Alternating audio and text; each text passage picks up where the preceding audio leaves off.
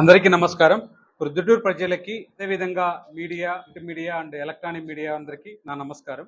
ఈ రోజు press meet పెట్టడానికి ముఖ్య కారణం ఏంటంటే 2 రోజుల క్రితం మన కడప జిల్లా తెలుగుదేశం పార్టీ మాజీ అధ్యక్షుడైనటువంటి రెడ్డప్ప గారి శ్రీనివాసులు రెడ్డి గారు మా జనసేన పార్టీ అధ్యక్షులైనటువంటి పవన్ కళ్యాణ్ గారి మీద ఒక ట్వీట్ చేయడం జరిగింది. దాని అనుసంధానంగా ఆయన చేసిన ట్వీట్కు ఖండిస్తూ జనసేన పార్టీ తరపున ప్రొద్దుటూరు నుంచి ఆయన వ్యాఖ్యలను ఖండించడం జరుగుతుంది. ఇదేంటంటే ఆయన చేసిన విధానం ఏంటంటే 18 నెలల క్రితం పేరెంట్ టీచర్స్ మీటింగ్ లో భాగంగా ఒక గవర్నమెంట్ ప్రోగ్రామ్ లో ఆయనకు రావాల్సిన ఒక క్లస్టర్ ఇన్ఛార్జికి రావాల్సిన ఒక 15 నుంచి 20 లక్షల బిల్లులకు సంబంధించి ట్వీట్ను చేయడం జరిగింది.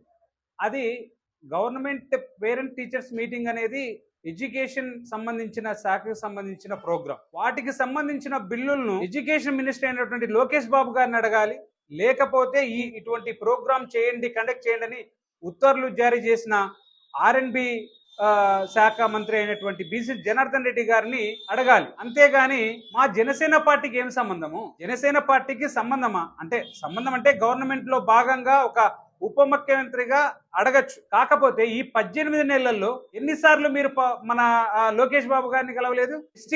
డిస్టిక్ వైజ్ నారా లోకేష్ గారు ప్రతి కుటుంబ సమేతంగా అందరినీ ఆహ్వానించడం జరిగింది. నారా లోకేష్ గారితో డిన్నర్ అని చెప్పి అప్పుడు ఆ కాంట్రాక్ట్ ను తీసుకెళ్లి మాకు 18 లక్షల బిల్లు రావాలని చెప్పి అడిగిండొచ్చు కదా. ఒక ఏమైనా సమయమా? అంటే పదవి రాకపోతే పవన్ కళ్యాణ్ గారి మీద విమర్శలు చేయడం, ఇది ఉండబడిన ఈ రాజకీయ చరిత్రలో ఇంత అనుభవం ఉన్న మీకు ఇది తగునా?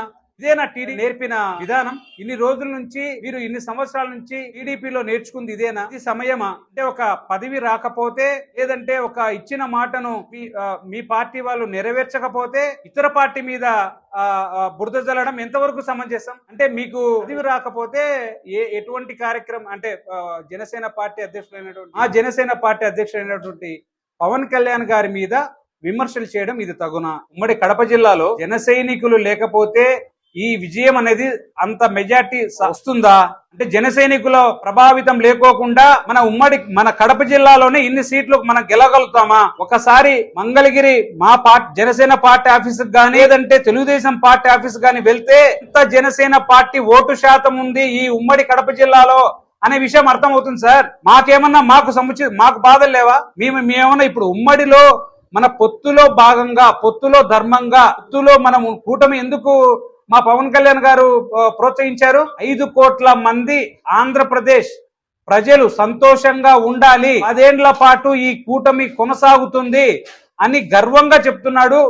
దానికి అనుసంధానంగానే నడుచుకోండి అని జరిగే ప్రతి ఒక్క మీటింగ్ లో చెప్తున్నారు. సార్ ఇట్లా ఈ విధంగా జరుగుతున్నాయి. మన జరిగిన తిరుపతిలో మా ఉమ్మడి కడప జిల్లా, అనంతపురం జిల్లా 3 జిల్లాలు కలిపి ఒక మీటింగ్ జరిగింది తిరుపతిలో. ఎంతమంది కంప్లైంట్ లేవు సార్? కడప జిల్లాలో ఎంతవరకు మా జనసేన పార్టీకి ఒక గుర్తింపు పొందిన పదవి ఉంది?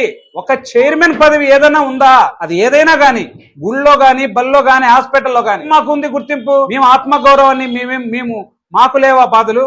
మేమేమన్నా మీ మీద విమర్శలు చేస్తున్నామా? లేదంటే తెలుగుదేశం నాయకులైనటువంటి ఈ జిల్లా నాయకులైనటువంటి వాళ్ళ మీద విమర్శలు చేస్తున్నామా? లేదే. ఎందుకంటే ఇది మన కూటమిలో ఇది ఒక పొత్తు ధర్మం ప్రకారం నడుచుకోవాలనేది మా పార్టీ సిద్ధాంతము. మా పవన్ కళ్యాణ్ గారు మాకు నేర్పిన మంచి స్ఫూర్తి. ఆయన అడుగుడు జాడలోనే నడుచుకుంటాం. దాన్ని మీరు క్రాస్ చేసి మాకు బిల్లులు రాలే, 10 లక్షల బిల్లులు రాలే, ఈడ ఎన్ని బిల్లులు రాలే? ఎన్ఆర్జీసీ గానీ ఇప్పుడు పవన్ కళ్యాణ్ గారు గవర్నమెంట్ స్టార్ట్ అయిన మొదట్లోనే ఎన్నో కోట్లు రికార్డు సృష్టించాడు. మరి సచివాలయాల్లో మా పవన్ కళ్యాణ్ గారి ఫోటో ఉందా సార్? ఇక్కడ తూర్పు కాన్స్టిట్యున్సీ గానీ, కడప జిల్లా ఏ కాన్స్టిట్యున్సీ గానీ మాకు ఆర్థికంగా ఎందుకంటే మేము ఆర్థికంగా మా పార్టీ ఇక్కడ ఆర్థికంగా లేదు, కానీ ఆత్మగౌరవంగా బలంగా ఉన్నాం. ఇటువంటి వ్యాఖ్యలు చేయడం అనేది మీకు ఎటువంటిది అసలు తగదు సార్. దయచేసి ఇటువంటి మా పవన్ కళ్యాణ్ గారి మీద విమర్శలు చేసేటప్పుడు 1కి 2 సార్లు పూర్తిగా ఆలోచించి విమర్శలు చేయండి. అంతేకాదు తెలుగుదేశం పార్టీ నాయకులు ఎవరైనా సరే, ఎందుకంటే మేము పొత్తు ధర్మం అనుసంధానము మేము నడుచుకుంటున్నాం. మేము కూడా పొత్తు ధర్మాన్ని పక్కన పెడితే అజెండాల గురించి మాట్లాడడం మాకేం కొత్త ఏం కాదు. ఎందుకంటే ప్రశ్నించడం మొదలు పెడితే జనసేన పార్టీ పుట్టిందే ప్రశ్నించడంలో. అటువంటిది ప్రశ్నించడంలో మాకేం కొత్త ఏం కాదు. ప్రశ్నించే దగ్గర నుంచి పవర్లోకి వచ్చాం, మాకేం కొత్త ఏం కాదు. దయచేసి ఇటువంటి వ్యాఖ్యలను ముందు ఏ తెలుగుదేశం పార్టీ నాయకులు చేయకోకుండా క్రమశిక్షణ రహిత చర్యలు తీసుకోవాలని మనస్ఫూర్తిగా తెలుగుదేశం పార్టీని కోరుకుంటున్నాం సార్. జై హింద్, జై జనసేన.